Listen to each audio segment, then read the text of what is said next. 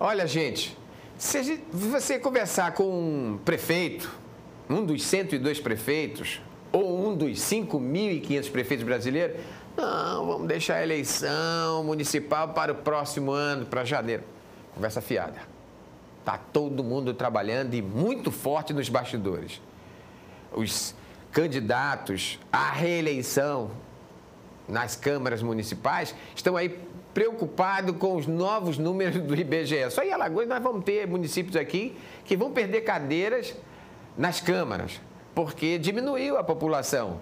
Maceió, por exemplo, esperava ter 1.300.000 eleitores, vai ficar com 1 milhão de eleitores, 958 mil, segundo o IBGE, mas pode aumentar o número de vereadores dos atuais 25 para 31. Como vem essa movimentação? O presidente Lula, do PT, só cresce nas pesquisas. Por outro lado, o bolsonarismo ameaça, ou pelo menos está numa campanha muito forte de reação, porque vê que os espaços estão perdendo, está diminuindo os espaços políticos do bolsonarismo, da direita, por conta até de envolvimentos com a justiça de figuras chaves, proeminentes, que estavam no poder e tinham funções estratégicas dentro desse cenário de política de direita e extrema-direita. O fato é que há uma movimentação intensa, a começar no cenário nacional, nos estados e na base, porque o ano que vem tem eleições municipais. O meu entrevistado de hoje é Eugênio Albuquerque, ele é estrategista eleitoral e vem acompanhando toda essa movimentação através de sua empresa DataCensus. Primeiro, esse cenário que eu narrei, é este mesmo ou é uma viagem de um repórter que está ali enfronhado e às vezes cega pelo cenário político local? Não, é o cenário, antes que tudo, muito obrigado, Arnaldo, por estar aqui. Não vou dizer boa noite, nem boa tarde, nem bom dia, porque o horário vai ser... A entrevista aqui é gravada e vai ser repercutida em diversos horários na TV. Primeiro, eu quero também dizer que é uma honra entrevistar o senhor e grato o senhor estar aqui. A honra é minha, Arnaldo, porque você é um dos ícones do jornalismo político aqui em Alagoas e tem toda essa história no jornalismo político. A questão, você foi muito bem quando falou do Lula, e o Lula ele está melhor avaliado do que o Bolsonaro quando terminou. O Lula talvez não tenha o ápice da avaliação, como já teve em seus primeiros mandatos. O começo do governo Bolsonaro, porque pelo cenário nacional, Datafolha e outros institutos de pesquisa, não sei o DataCensus, como é que está avaliando isso, mas varia ali entre 55% a 62% no cenário nacional. Sim. Aí o que é que aconteceu? Bolsonaro, no começo, teve esse cenário também, não? Eu acho que no início ele teve próximo disso, mas nunca... A verdade é que o Bolsonaro nunca foi bem avaliado. Eu não posso falar aqui como eleitor, falando aqui como... Não, nós estamos falando profissionalmente. Como profissionalmente. Não podemos negar que o presidente Bolsonaro também pegou muitas dificuldades. O presidente Bolsonaro pegou uma pandemia, pegou o início de uma guerra. Antes de 2018. Antes ele já vinha de uma crise política. De uma crise política, onde tinha sido destituída a presidente Dilma, onde assumiu o presidente Temer, e ele veio com um discurso do cara fora da política e tinha 30 anos na política, e isso acaba que complicou ele, porque quando chega uma coisa... Teve a facada também, que foi decisiva. Quando se prega uma coisa, quando chega na hora de dizer para que veio, é complicado, porque política só se faz no regime presidencialista que nós temos, mas onde se há uma dependência e tem que se ter uma aliança muito grande com o Congresso, política só se faz com habilidade. E o Bolsonaro, ao meu ver, durante os 4 anos, ele teve pouca habilidade para lidar com a política. Talvez por não ter se construído no nível. O Bolsonaro nunca foi líder no Congresso Nacional. O Bolsonaro nunca representou uma classe no Congresso Nacional. O Bolsonaro era um deputado histórico, com boas votações, mas de baixo clero. Então, quando precisou ser líder, quando precisou negociar com os líderes, teve algumas dificuldades. E a época até que ele renovou muito o Congresso Nacional, trouxe muita gente que não sabia nem por que estava ali, mas queria mudar a política, e esse foi o discurso. E quando chega naquele momento, é diferente, a prática é diferente da teoria. Sobre o Lula, a aprovação do Lula hoje se refere muito à comparação. Eu costumo dizer que cada cargo ele tem suas diferenças. Um presidente da República está muito distante das pessoas. Olha, Quer dizer, não é uma política... É uma local, política que as pessoas local. conhecem. É o prefeito, né? Não, as pessoas... Olha... É uma política macro, né? Eu vou dar um exemplo. Eu, desde os 16 anos, que eu, de certa forma, sou metido no meio político. Eu tenho 35, então eu tenho 19 anos nesse ramo. E aí eu já vi todos os senadores de Alagoas, eu vi todos os prefeitos de Maceió, vários prefeitos do interior, vereadores, deputado federal, deputado estadual. Mas presidente da República, eu só tive a oportunidade de conhecer um ex-presidente, não era nem um presidente, que é o presidente Collor. Então, ou seja, para você ver como está distante das pessoas o cargo de presidente. E como é que as pessoas escolhem? De Sarney para cá, eu entrevistei todos. Olha, então, para você ver que a honra é minha de estar aqui sendo entrevistado. Sarney, né? Sendo entrevistado por alguém que me entrevistou todos os presidentes. Eu entrevistei alguns militares também. Então, por que eu quero dizer isso? O cara não escolhe o presidente porque ele conhece, por nada. Ele escolhe pela economia. E o cidadão, Arnaldo, quando ele vai ao supermercado, ele percebe que as coisas diminuiu o valor. Ele percebe que o salário mínimo está comprando mais. Ele percebe que alguma coisa começou a melhorar economicamente. Por mais que tenha uma classe aí dominante, uma classe média alta, que tente não enxergar isso, e o grande problema na política é isso, quando as coisas estão totalmente aparentes aos seus olhos e você tenta brigar contra uma verdade que existe. Ao invés de se adaptar àquela verdade e construir um discurso político. Mas há uma outra, é assim como o senhor está afirmando que o Lula está no crescimento perante a opinião pública, não sei se é porque estamos no primeiro ano, ainda estamos na fase do namoro, né? Mas há também uma ofensiva muito forte do bolsonarismo. Eu falo bolsonarismo, porque eu não vejo isso de todos os segmentos de direita, centro-direita. Vejo do bolsonarismo que tenta ser a direita mais extrema, ou pelo menos representar um segmento muito forte da direita, como tem também um segmento muito forte da esquerda, extrema esquerda. Esse bolsonarismo tem condições de reverter ou pelo menos estabilizar esse crescimento do Lula? Em política nada é impossível, né? É como você disse. Existe mesmo esse ataque, esse contra-ataque? Existe. Nós estamos há só 8 meses de gestão do Lula.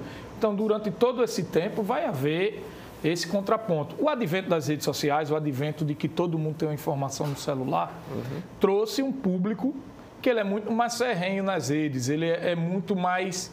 E esse público é o do bolsonarista, é o público que tem mais acesso e que mais expõe suas opiniões.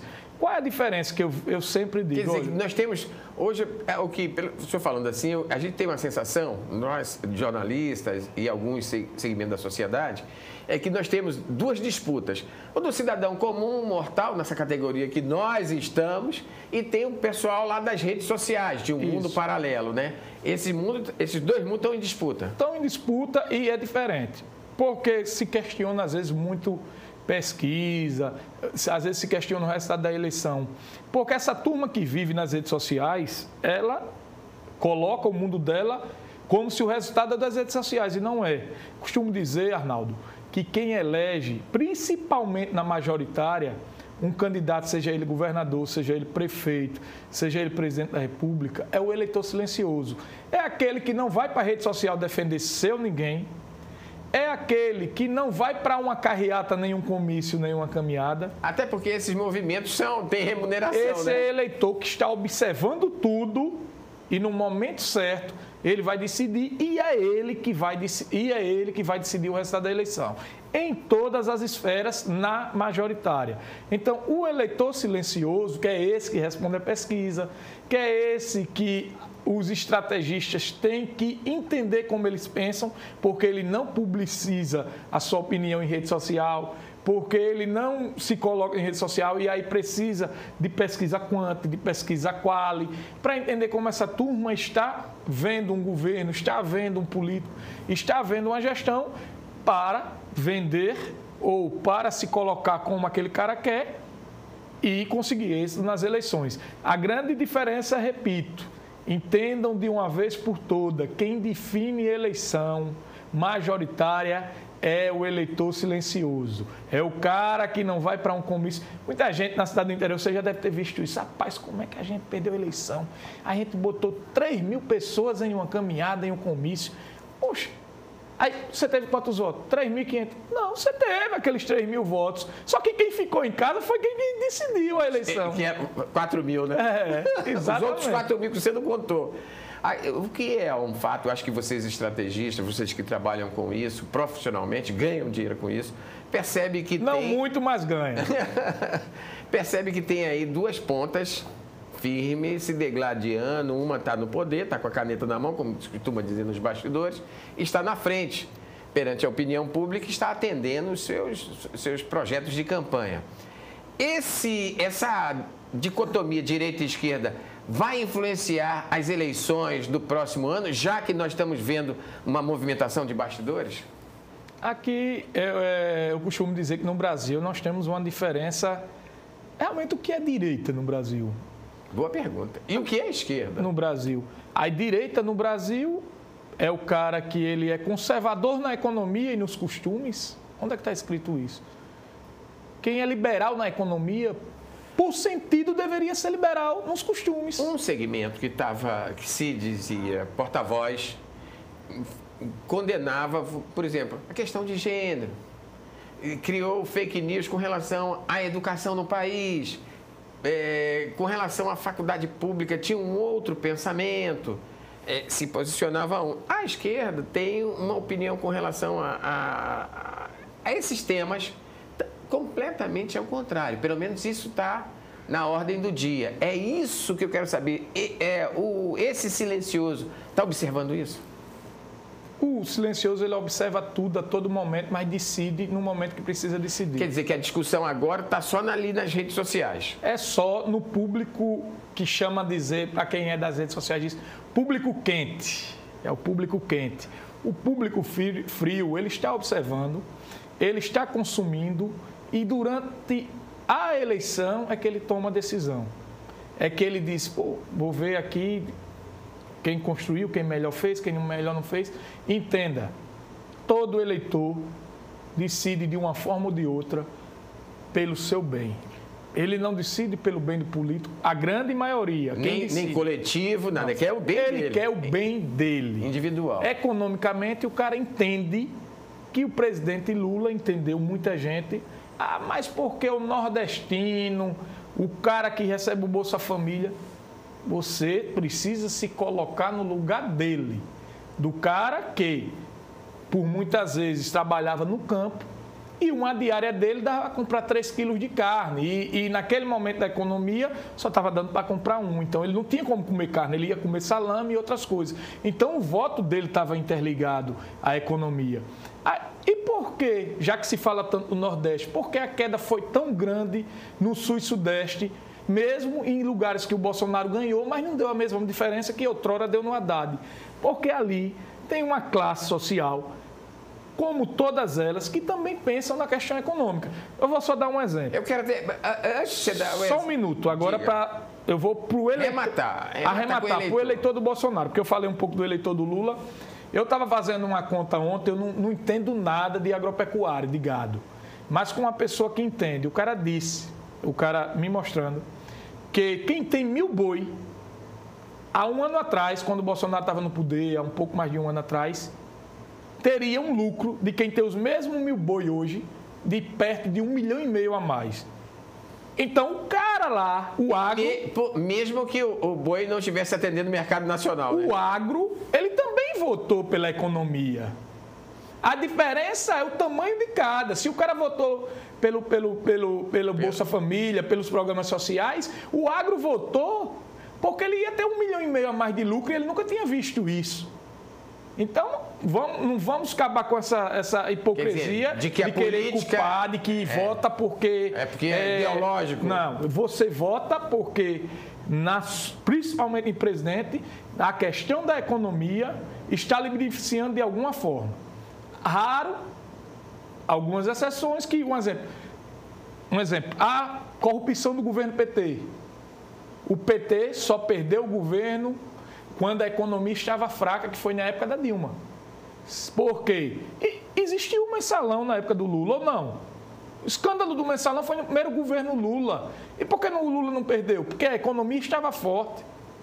Mas a Dilma, quando veio o escândalo de Petrobras, Odebrecht e tantas outras empresas, aí ela estava enfraquecida na economia. Aí existia uma insatisfação popular com a insatisfação política e com o fato, né? A classe média que acabou com a queda do PT. A classe média é decisiva. Mas nós temos aí uma observação também que a gente vê que o país está recortado. Norte, Nordeste e uma faixa significativa do Sul e Sudeste tem uma posição.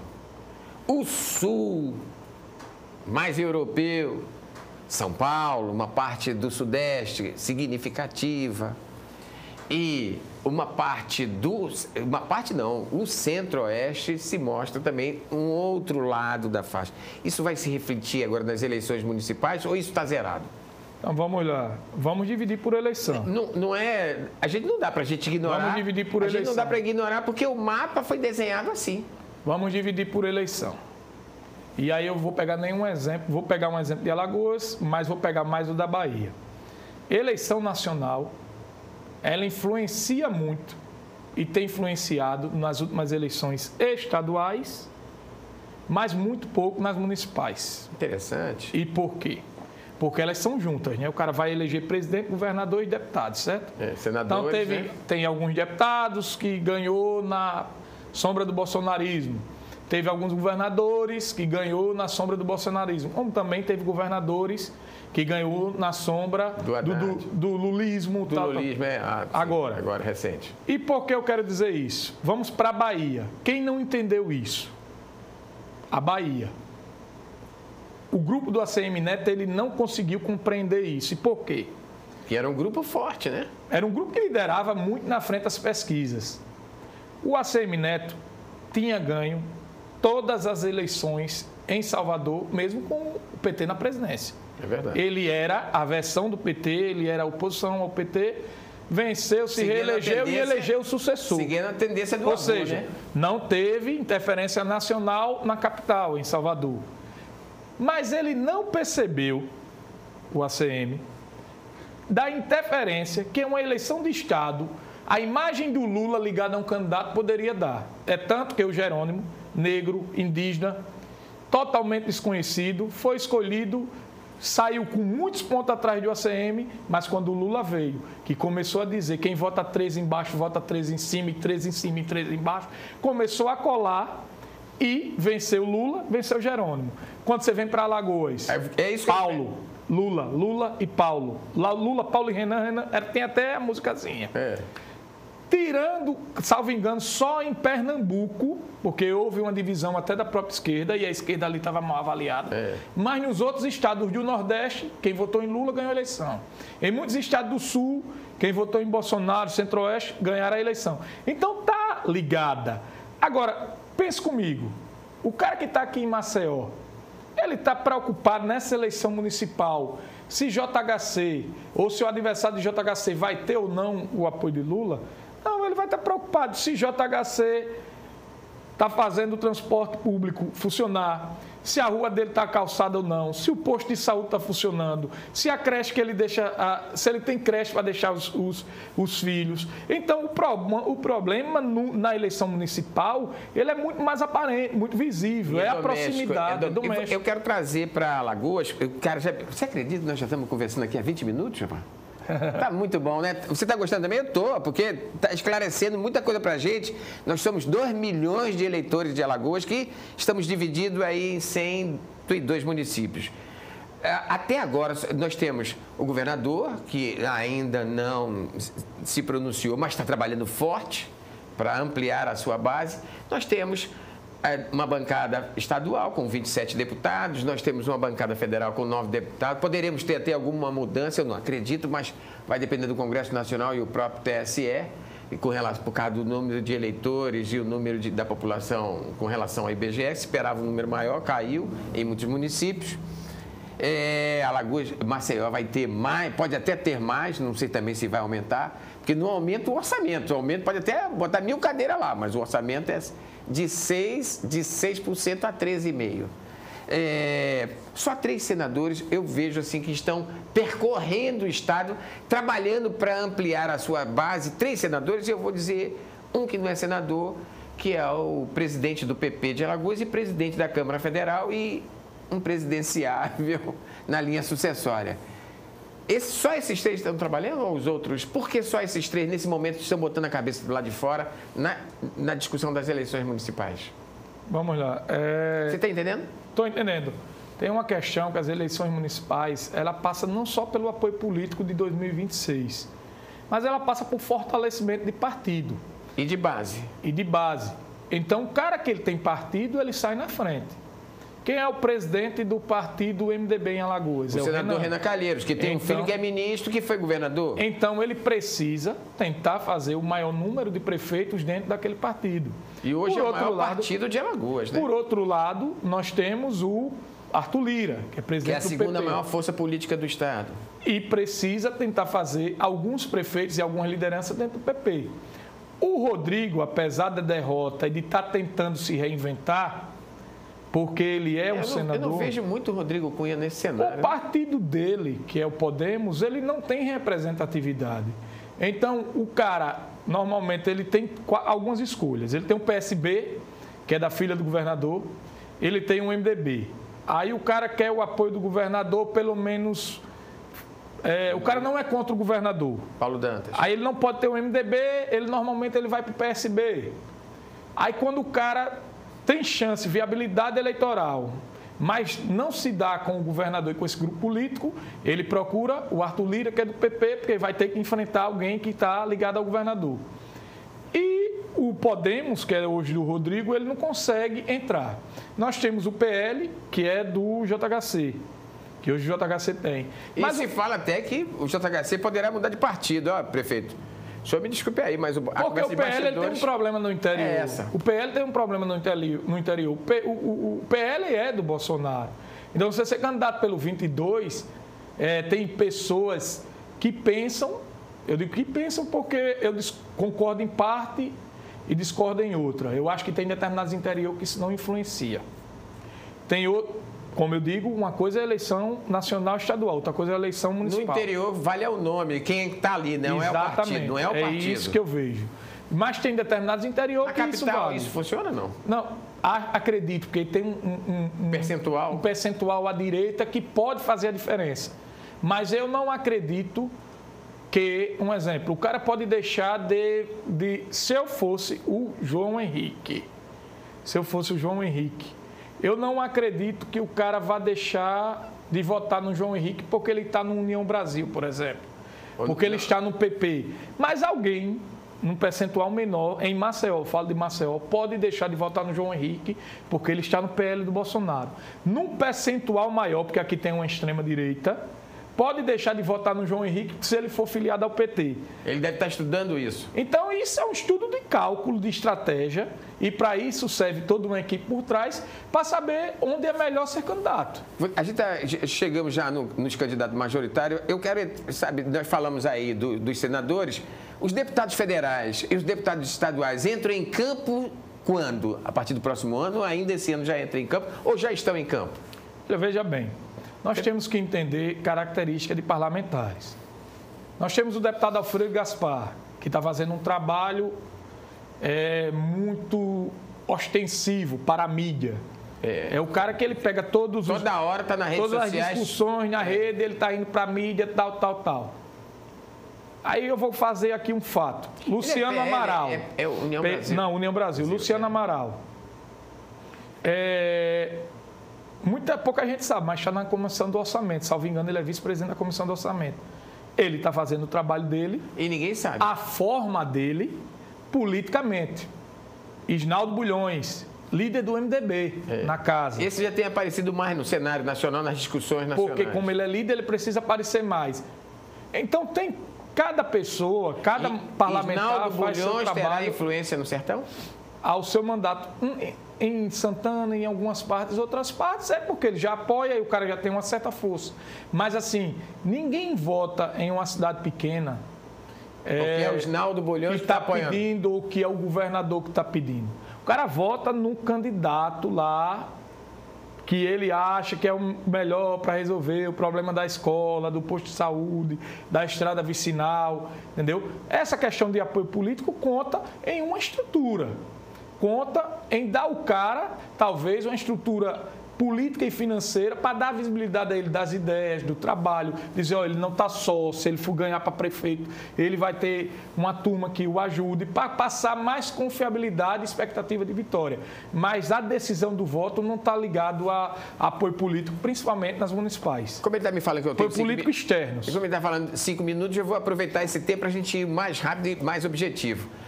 Eleições, hoje a gente vê uma movimentação forte nos bastidores. Maceió, Arapiraca, Palmeira dos Índios, talvez São Miguel dos Campos e União dos Palmares. Vamos lá, vou falar aqui. Maceió, JHC muito bem avaliado, caminha para ser reeleito, é muito forte, mas não é imbatível. Primeiro ponto, não é imbatível, não existe eleição impossível contra o Jota. E nem já ganhou antecipado. Nem já ganhou antecipado e ele sabe disso. Não imagine que ele não sabe disso, que ele sabe disso. Agora, é forte e é o favorito. O MDB precisa escolher muito bem o seu candidato, que é o grupo do governador do senador Renan Calheiros, para enfrentar a JHC. Porque se não escolher bem, também, aí sim, o JHC começa a ter passos largos. Se fala até em ter vários candidatos governistas para enfrentar um... Mas tem que ter um forte para que chegue forte no segundo turno. Vamos lá. Quer dizer que a tarefa vai ser garantir o segundo turno. Em Arapiraca, eu acho que o episódio é o mesmo. Só um hecatombe para tirar do prefeito Luciano.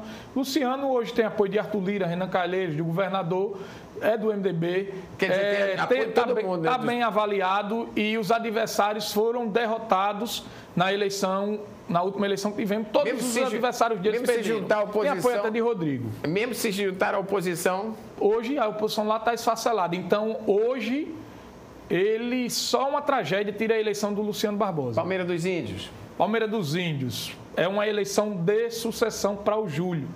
Se o Júlio fosse candidato a prefeito, eu dizia que 99,9% do Júlio ser reeleito. Mas o Júlio não é o candidato. Ele vai ter que fazer um sucessor. Mas pelo que eu enxergo e vejo do trabalho dele e da avaliação eleitoral de Júlio César em Palmeira, ele, se escolher bem o candidato dele, será o favorito em Palmeira dos Índios. União dos Palmares, você tem algum problema? União dos Palmares, o prefeito está bem avaliado, tem uma oposição que não se comunica bem, mas se a oposição se juntar e tivermos uma eleição de 1 a 1, teremos um clássico. Se a oposição continuar batendo cabeça, o Kio é favorito à eleição. São Miguel dos Campos?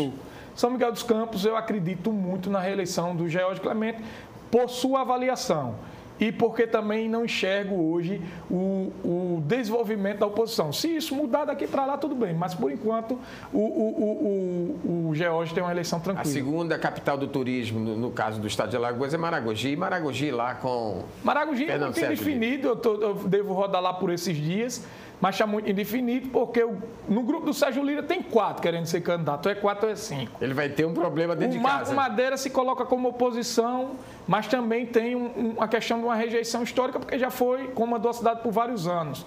E a cidade até agora não apresentou querer uma segunda via. Não tem um cenário formado em Maragogi para fazer um prognóstico. Nós temos aí 75 a 80 pequenas, micros e pequenas prefeituras. Essa se move em bastidor, não? Sim. Antes de eu...